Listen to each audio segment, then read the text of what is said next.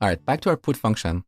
We are using this if statement to validate the user object that is sent with the request. Now, this works for simple objects, but for more complex objects, we'll end up with too many if statements. In those situations, it's better to use a validation library. There are many different validation libraries out there, and different people like different tools. The one that I personally like is ZOD. You can learn about it at zod.dev. I also talked about this in my React course. In that course, I showed you how we can use ZOD to validate our React forms. So in this lesson, I'm going to show you the basics, and I will leave it up to you to read the documentation and learn more. So first we go into terminal and install ZOD. All right, good. Now back to our project. Here in the users folder, API/users, we add a new file called schema. In this file, first we import Z from ZOD. Then we call z.object and give it an object that defines the shape of our user objects. So here we can say that our user object should have a name property, and name should be string, so we call z.string. We can also apply a minimum length of 3.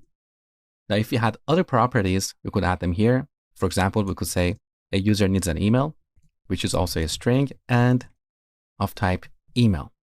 Similarly, we could add an age property and say age should be a number. So using this syntax, we define our validation rules. With ZOD, we can validate strings, numbers, dates, and more complex objects. Now, in this lesson, we don't really need age and email, so I'm going to delete them. So we call the object method. This returns a schema. We store it here, and then export it as a default object from this module. Now we go back to our route file.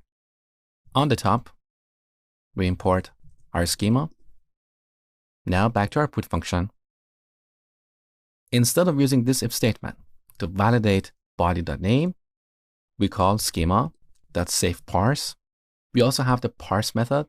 The difference is that the parse method throws an exception if there is a validation error, but saveParse doesn't yell at us. It just returns an object that contains the result of validation. So we call this method and give it the body object. Then we get the validation result and store it here. Next, we change our condition to if validation is not successful, then we return an error. But here we don't want to hard code this error message. We want to return the errors that are detected by ZOD. So we replace this object with validation.error.errors. Okay, now let's test this. So back in Postman, let's send a put request to this endpoint and set the name to an empty string. Take a look. So here's what we get. We get an array of error objects. Each error object has a few properties like code, minimum, type, inclusive, exact, and so on. Now here we have the actual error message. Of course, we can transform this object into a simpler structure to return to the client. So this is how we can validate our objects using ZOD. Now we need to use the same technique in our post function. So let's go to this route file in the users folder. Again, on the top, we import schema. And in our post function, once we have the body, we call schema.saveParse and pass the body to get the validation result. Next, we check if validation is not successful. Then we return validation.error.errors.